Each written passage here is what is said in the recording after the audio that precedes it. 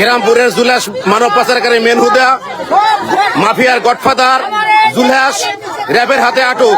আমার ছেলে আছে 2 মাস নিয়ে 40 টাকা নিয়ে আটকে দিতে জুলহাস আটকে দিয়ে এখন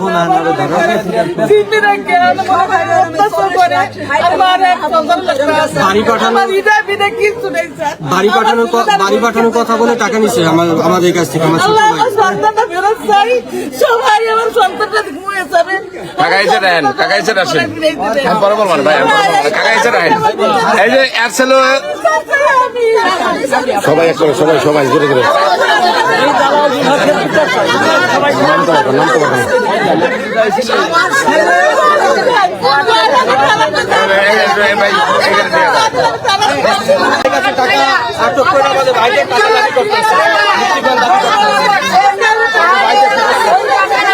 দর্শক, শ্রীরামপুরের জুলহাস মানব পাচারকারী মেনহুদা মাফিয়ার গডফাদার জুলহাস র্যাবের হাতে আটক।